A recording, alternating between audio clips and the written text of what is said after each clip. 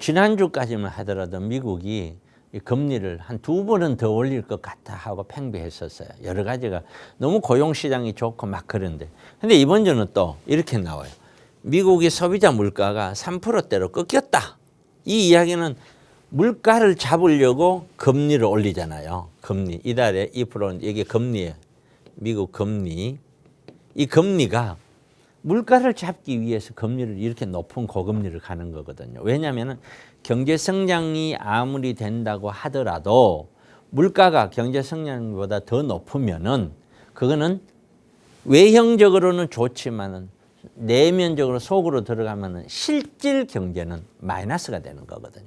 그러다 보니 어떻게든 물가를 잡아야 되는데 그 물가를 잡기 위해서 지금 미국 금리가 5%대까지 가 있는데 여기에서 0.25 정도 더 올리고 또 0.25 정도 더 올리고 이 정도까지 연말에 가고 아마 끝이 나지 않겠느냐. 그러면서 내년부터 상황을 봐서 조금씩 내려오지 않겠느냐라고 생각했던 것이 오히려 지금 소비자 물가가 꺾였다 하는 바람에 0.25가 2번이 아닌 한 번 정도 0.25 정도 올리고 거의 끝날 수 있지 않느냐라고 얘기를 해요.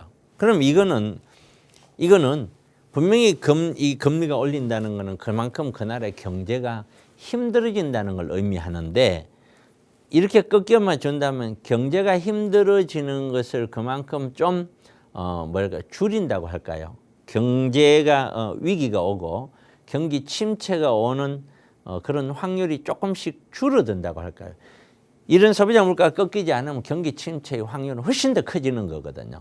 이게 그렇게 시장이 또다시 지금 반등을 하고 있어요. 이게 막 급변하는 거예요. 한 주 한 주 이렇게. 그래서 어쨌든 미국은 한마디로 얘기해서 어렵고 쉽다. 어렵기도 하고 좋기도 하다. 이렇게 설명할 수가 있는 거예요. 아주 웃기는 얘기지만. 그런데 중국 같은 경우를 보면 중국은 수출 2자릿수 급감입니다. 2자릿수 급감은 굉장한 거죠. 외국인 투자가 80%가 뚝 떨어졌다. 디플레 악순환이 가속이 되고 있답니다. 그런데 생산자 물가를 봤더니 5.4%가 하락이. 이거는 너무 하락한 거예요. 너무 하락을 한 거예요. 하락을 해도. 그러니까 이제 중국은 또 그 반대예요. 완전히 경기 침체예요.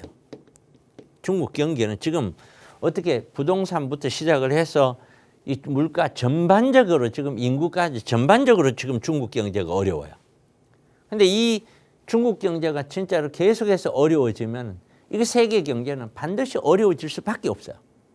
그만큼 중국 경제가 중요한데 둘 다 좋아하면은 이건 좋을 수밖에 없는데 지금 둘이 계속 싸우죠. 계속 무역 전쟁이니 뭐 하면서 체제 싸움도 하고요.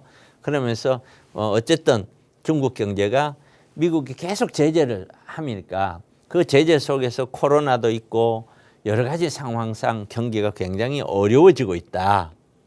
그러니까 이러한 중국 경기 어려운 거는 우리나라에도 반드시 영향이 오겠죠. 바로 가까이 있으니까.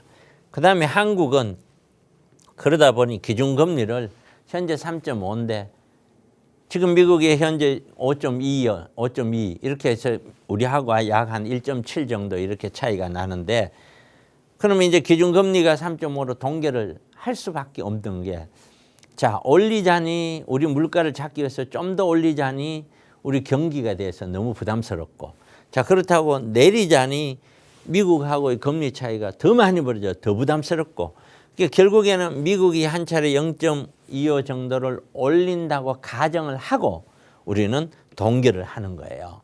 그러나 저기 2번을 올리면은요, 우리도 한 차례 더 올라갈 수가 있는 거예요.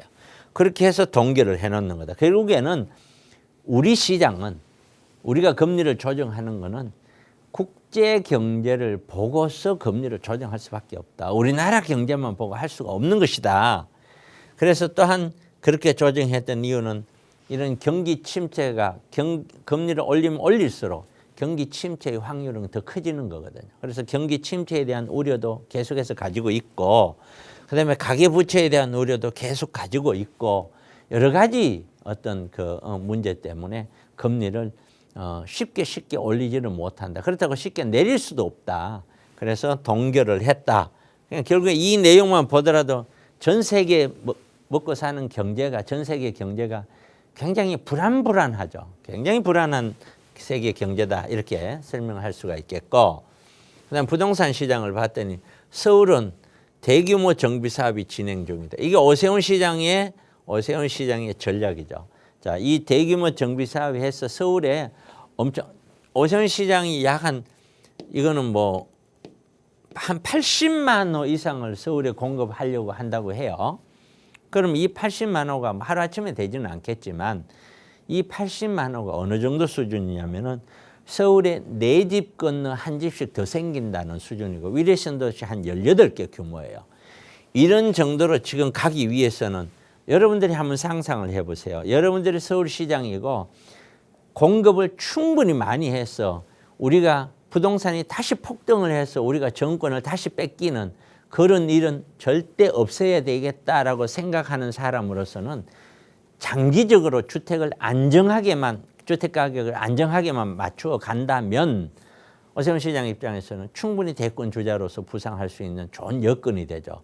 그런데 이렇게 많은 공급을 해내기 위해서는 정비 사업이 필수예요. 그러니까 재개발, 재건축, 가로주택 정비 사업, 그걸 모아서 모아주택, 무슨 이름도 많아요. 빨리 한다고 신통기획, 공공재개발, 그리고 지역마다 한강변에는 고도 제한 풀어, 여기는 지역마다 엄청난 숫자의 주택이 들어올 수 있게끔 다 풀고 있죠. 그래서 서울시는 25개 구에 지금 개발 정비 사업이 진행되고 있지 않는 구는 하나도 없다라고 보면 돼요. 전부 진행되고 있어요. 그럼 그렇게 되면은 가장 우리가 투자를 하는데 이 갭 투자라는 사람들, 내가 실거주 말고 갭 투자자들이 많아져야 가격이 올라가는데 갭 투자가 많아지려면은 갭이 작아야 되죠. 매매가하고 전세가 갭이 작아야 되는데 이렇게 물량이 많아지면 우선 전세가가 떨어져요. 그럼 이 전세가율이 70% 80%씩 접근을 해야 그 작은 돈으로 투자를 할 수 있는데 지금 강남 같은 데는 전세가율이 40%대란 말이에요. 강북도 50%대를 크게 안 넘어가거든요. 그럼 이런 정도의 갭이 있다면 갭 투자는 무리인 거예요. 굉장히 무리죠. 그러면 결국에는 실수요자 위주로의 시장이 형성이 되어서 그 정도의 반등 정도 수준으로 끝난다는 거예요. 실수요자들은 무주택자들이 계속 1년, 2년, 3년 계속 살 거라고 생각하지 않는다는 거예요. 그다음에 8주째 아파트 상승에 매물이 급증이다. 예, 바로 그런 거죠. 아파트가 상승한다 하니까 연초에 대비해서 그래 재작년에 못 팔았는데 그게 가격이 떨어져서 팔리지도 않고 후회됐는데 지금 거래가 된다니까 지금 내놨죠. 어떻게 하든지 빠져나가자. 이게 빠져나가자는 거죠. 이분들은 이미 마진을 먹은 거예요. 빠져나간다는 사람이 이렇게 많은데도 지금 아파트 사면 돈 되지 않습니까? 하고 묻는 사람들도 있는 거죠. 그러면은 연초 대비했을 때 17,000건이 늘었대요. 그러면 이게 가격이 올라가려면은 17,000건이 늘어나는 67,000건이 다 소화가 되고 67,000건이. 67,000건에 대해서 한 달에 4,000건이라면 67,000건 하면 2년 가까이 계속 소화가 돼야 되겠죠. 계속 소화되고도 나오는 대로 더 소화돼야 종전 가격을 넘어선다는 거예요. 그게 과연 가능한 것이냐. 저는 어렵다고 보거든요. 미국은 뉴욕 명소인 허드슨 야대가 있어요. 미국 맨하탄에 허드슨 리브라는 허드슨 강이 있는데 그중에 이제 그쪽이 서남부 쪽인가요? 그쪽인데 이 허드슨 야드에 있는 아파트가 여기 이제 정비 사업을 해서 재개발을 한대 되거든요. 이 아파트가 이쪽 아주 명소였었죠. 그런데 여기 있는 아파트가 지금 현재 공실이 50%입니다. 미국은 알다시피 전세가 없잖아요. 월세인데 공실이 50%. 그러니까 판매하는 사람들이 50% 할인 판매를 해도 안 팔린다는 거예요. 이게 안 팔린다. 이런 면들이 우리 시장에 굉장히 보이지 않는 곳에서부터 우리는 미래를 예측할 때 조심스럽게 봐야 되는 요소들 하나 중에 하나예요. 이런 것들이 나오면 우리 눈앞에서 막 돌아간다고 앞에 햇빛이 쨍쨍하다고 뒤에까지 햇빛이 쨍쨍하다고 보면 안 되는 것이거든요. 중국을 봤더니 베이징 중국 수도죠. 오피스 공실률, 이게 사무실 아닙니까? 공실률이 무려 18.3%, 13년 만에 최고치. 중국 경제가 그만큼 중국 경제가 무너지는데 부동산 가격이 어떻게 올라가겠습니까? 결국에는 미국도 중국도 세계 양대 축이라고 할 수 있는 나라들 부동산을 봤더니 주춤되고 있고 무너지고 있다는 생각이 드는 거죠. 그 상태에서는 이 여파가 당연히 시간의 문제지만 우리나라에도 오게끔 되어 있는 것이에요. 이런 것들이. 그래서 향후 부동산 시장 전망은 그래도 반등은 하겠지만 그러나 종전 가격을 넘어서는 반등은 하지 않는다. 여기까지 제 의견을 드립니다. 여기도 쭉 설명했는데 이번 주에는 도대체 뭘 살까? 우리 자본주의에서는 그렇다고 은행에 돈을 넣어놓을 수는 없잖아요. 뭘 사야 하나 가지고 주제를 합니다. 다양한 어떤 뭘 사야 되는 어떤 물건 선택에 대한 참고 사항들이 굉장히 다양한 요소들이 있어요.